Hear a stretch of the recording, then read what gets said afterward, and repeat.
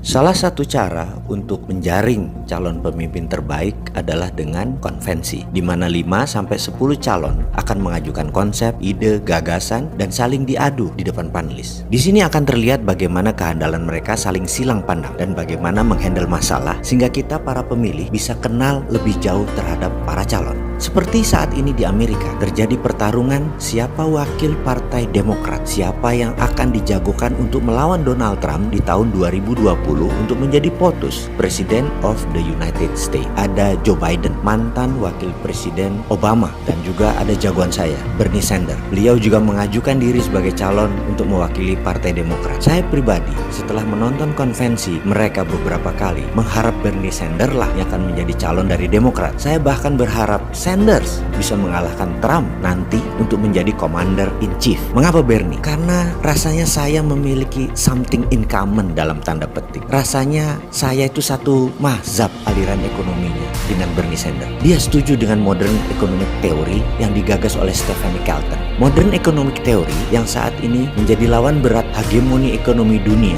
seperti kelompok-kelompok global elit seperti kelompok elit Bilderberg atau kaum Republikan ortodok kapitalis, Wall Street pendukung Trump, atau Yahudi Zabatai, plutokrasinya pemerintah Amerika yang siapa aja presidennya mereka selalu di belakangnya. Mereka ini incumbent, penguasa ekonomi dunia, pendukung fossil oil, pendukung batu bara, sangat berseberangan dengan konsep modern economy theory yang pro green, mendukung ramah lingkungan, mendukung baterai, mendukung energi terbarukan, mendukung bioteknologi. Kita tahu bahwa jika energi terbarukan atau juga misalnya baterai tersedia saat ini 100% atau setidaknya tahun depan deh tersedia semua 100%, maka yang paling rugi adalah pengusaha batu bara karena mendadak kebutuhan batu bara yang merusak lingkungan itu jadi turun penggunaannya. Mereka berharap masih bisa bertahan 15-25 tahun lagi. Mereka membuat dunia kecanduan minyak bumi dan batu bara ini masih sampai 20 tahun ke depan. Mereka pro fosil oil dan batu bara itu berusaha habis-habisan melawan kelompok elit seberang pecinta lingkungan. Kalau perlu seperti Indonesia sekarang, semua pakai batu bara pembangkit listriknya. Walaupun efeknya udara jadi jelek, pokoknya pakai batu bara. Mau yang nanti banyak penduduk sakit paru-paru yang menderita kan rakyat jelata, rakyat Jakarta. Yang penting para pengusaha batu bara serta pejabat yang punya usaha batu bara, barangnya dalam tanda petik masuk ke PLN dan dapat fulus besar. Jadi power plant harus batu bara. Nah, Bernie Sanders anti perusak lingkungan, anti Keynesian, anti neolips. Jadi kalau dia jadi presiden 2020,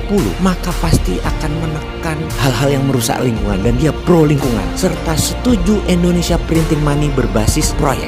Kembali konvensi. Ini semua bisa kita dapatkan karena mereka mengajukan konsep di konvensi tersebut. Kita jadi tahu konsep bernegara calon pemimpin tersebut. Lalu bagaimana dengan para menteri di Indonesia yang sebentar lagi dilantik untuk kabinet kerja jilid 2? Ada satu kelebihan Pak Presiden Indonesia ke-7 ini, Pak Jokowi. Beliau ini keren. Beliau sangat update dengan sosmed dan berita, menonton YouTube dan mengikuti berita bukan hanya berita di mainstream news, tapi di media-media alternatif, vlog dan lain sebagainya. Dan Pak Jokowi secara pribadi pasti kenal dengan acara seperti America Got Talent, British Got Talent dan lain sebagainya. Jadi bagaimana kalau Pak Jokowi buat Jokowi Got Talent dalam episode Jokowi Mencari Menteri? Di mana tempat konvensinya? Gunakan Pak Jokowi punya Instagram, punya Facebook karena udah belasan atau puluhan juta followernya. Para calon menteri tadi misalnya, siapa yang minat jadi Menteri SDM, maka mereka mengajukan konsep proposal dalam video singkat selama 5 menit. Ada puluhan nanti yang minat, mungkin ratusan, diseleksi dengan ketat lalu pilih 10 atau 15 yang terbaik. Video itu diletakkan di YouTube-nya Pak Jokowi, di Instagram-nya Pak Jokowi, di Facebook-nya Pak Jokowi. Nanti lihat komentar para netizen dan masyarakat. Lalu Bapak bisa cari 5 besar. Saya yakin dengan video ini Bapak Jokowi akan menemukan hidden treasure yang pantas mendampingi Bapak untuk 5 tahun ke depan. Mungkin dari ratusan yang mengajukan diri sebagai calon, video itu diseleksi, netizen jadi panelisnya, baru dipanggil ke istana yang 5 besar itu, baru diadu di berbagai forum kelimanya, di mainstream news, di berita utama dan lain sebagainya. Terakhir,